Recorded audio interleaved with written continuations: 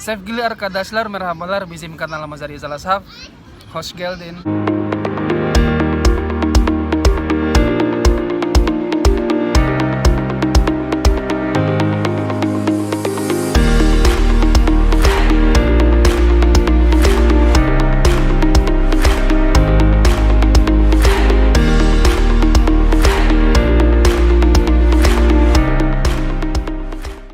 Jadi guys, selamat sore semua. Jadi sekarang di video ini ataupun di konten ini mungkin sedikit berbeda. Kita akan lebih ke sharing ataupun seperti kita kupas ulas tentang education ataupun seperti kuliah di Turki, bagaimana pendidikan di Turki, bagaimana cara masuk universitas di Turki, ataupun bisa juga seperti bagaimana tips and trick untuk mendapatkan beasiswa di Turki bersama salah satu mahasiswa yang ada di Turki, lebih tepatnya dari kota Istanbul. Oke, langsung aja ke pertanyaan pertama. Tapi sebelum kita berlanjut ke pertanyaan pertama, boleh dong kita kenalan dulu dengan kakak kita. Boleh Kak langsung perkenalan ke teman-teman kita? Boleh, jadi guys, perkenalkan nama saya Nyati Mardalena, itu nama lengkap. Biasa dipanggil Nyati atau Ti aja. Jadi Nyati kuliah di Istanbul University, jurusan sosiologi. Jadi datang tahun 2014 ke sini. Jadi kelas persiapan kelas bahasa 1 tahun. Terus 2015 Nyati kuliah di Istanbul University selama 4 tahun. Jadi alhamdulillah udah lulus tahun lalu. Kita langsung saja ke pertanyaan pertama. Pertanyaannya yaitu, kok bisa kuliah ke Turki? Bagaimana ceritanya Kak? Silakan. Jadi sedikit cerita ini. Nyati lulus SMA itu tahun 2013. Jadi pada saat 2013 memang udah mencoba beasiswa luar negeri.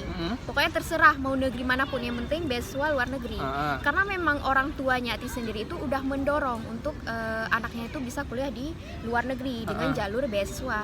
Jadi pada saat lulus SMA waktu itu udah mencoba itu beasiswa ke Jepang, ke Malaysia, ke Brunei, ke Qatar, tapi tidak ada yang berhasil. Tidak ada yang berhasil ya?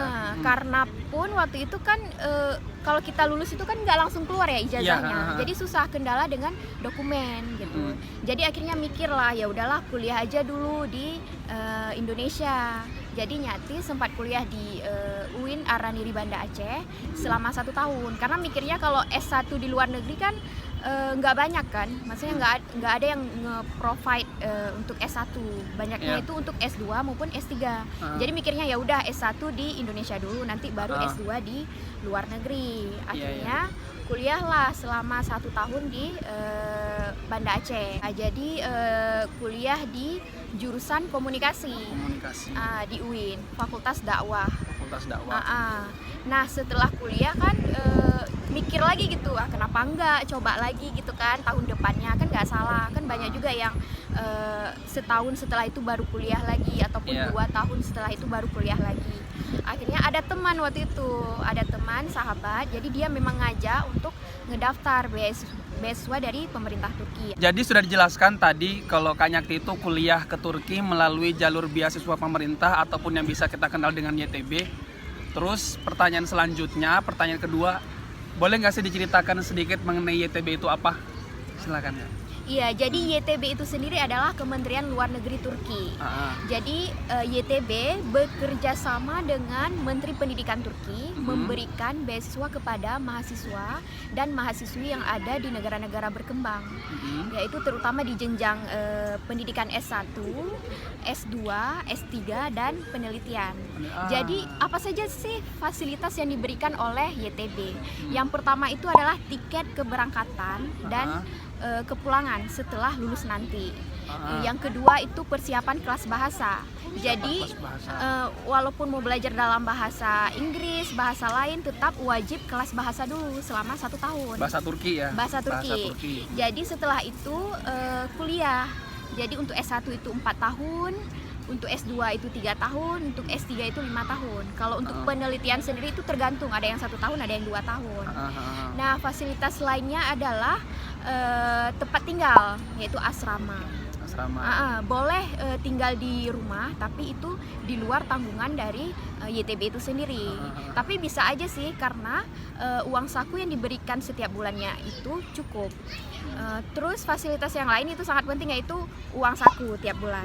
Jadi alhamdulillah YTB ini memang memberikan uang saku kepada kita yang dapat beasiswa ini setiap bulannya. Untuk S1 itu ada sekitar 800 lira, S2 itu 1000, S3 itu 1500. Jadi sebenarnya beasiswa pemerintah Turki ini adalah beasiswa yang sangat mudah untuk kita daftar, maksudnya mendaftar.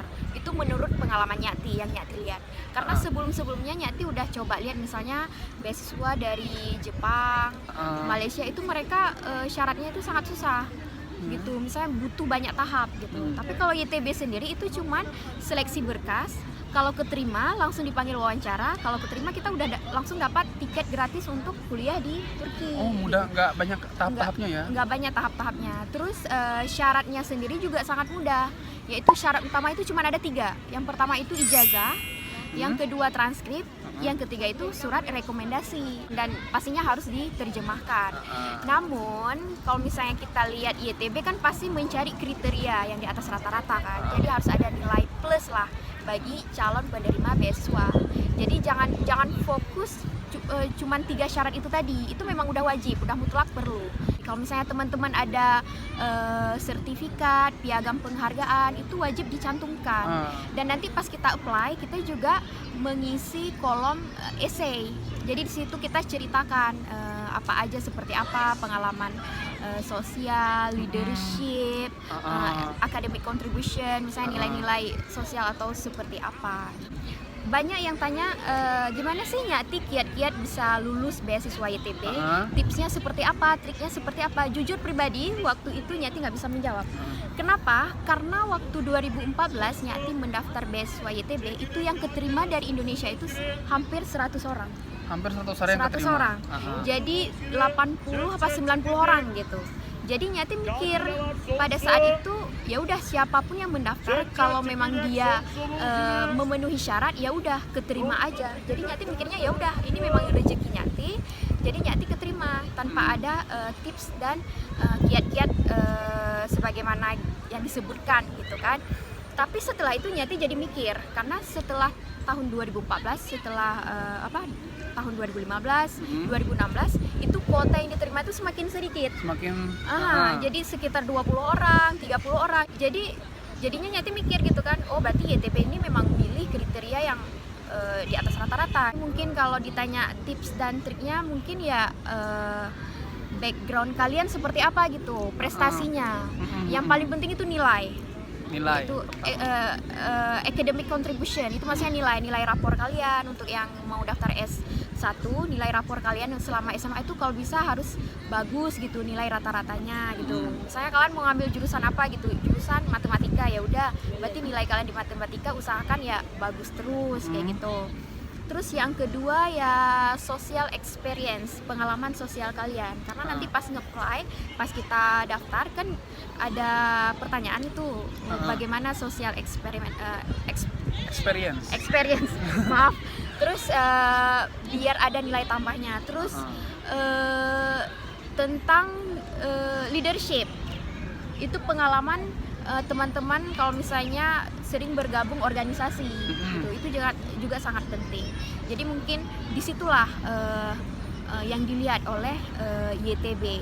Terus kalau misalnya itu untuk seleksi administrasi, kalau misalnya udah lulus ke tahap wawancara, itu sangat penting. Nanti di situ baru mereka melihat gimana apakah kita layak menerima beasiswa ini atau tidak kayak gitu. Jadi di situ memang dites sama mereka, cara kita ngobrol, cara mereka bertanya ke kita, terus cara kita menjawab meyakinkan tidak gitu, grogi tidak kayak gitu. Yang paling penting sih kalau misalnya memang mereka nanya kenapa mau kuliah di Turki, nah kalian di situ tuh harus confident gitu, harus muji Turki, terus kenapa harus memilih jurusan ini di Turki ya, karena Turki layak untuk pendidikan dengan jurusan yang seperti ini. Jadi seperti itu sih mungkin tips dan triknya. Oke, lanjut ke pertanyaan setelahnya.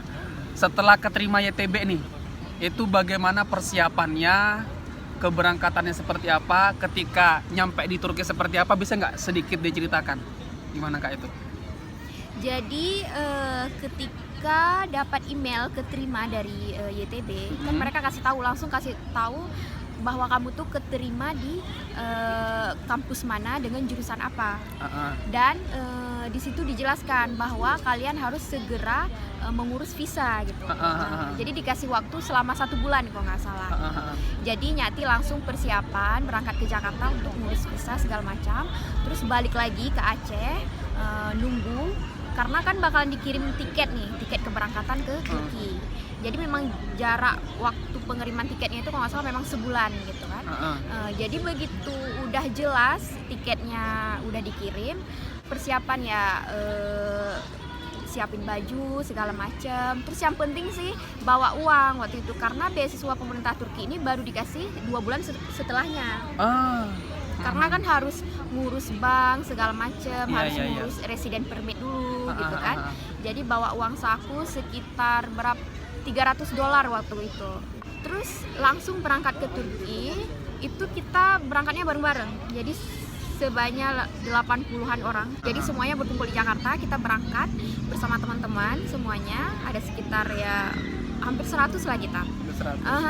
Dari S1, S2, S3 semua? Ya, semua kenalan di sana. Terus langsung berangkat ke Turki. Sampai di Turki, yang keterima di kota luar Istanbul langsung dijemput, langsung diarahkan naik bus kemana gitu, atau naik pesawat lagi kemana. Nah kalau Nyati kan langsung keterima di Istanbul, jadi langsung dijemput sama supir dan ngebawa kita ke asrama kayak gitu.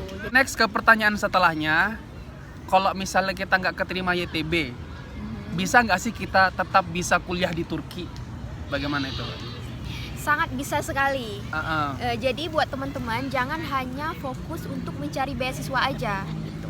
Memang selain YTB itu ada beasiswa lain, yaitu TDV, itu dari Kementerian Agama Turki. Mereka hanya memberikan kepada calon mahasiswa dan mahasiswa yang ingin kuliah di jurusan agama. Khusus di jurusan agama gitu. Tapi buat teman-teman jangan putus asa kalau memang nggak bisa kuliah dengan jalur beasiswa, karena seperti yang kita ketahui sekarang beasiswa pemerintah Turki itu banyak orang yang tahu gitu, banyak orang yang nge-apply, bisa sampai ratusan ribu setiap tahunnya. Jadi saingannya itu sangat banyak gitu kan.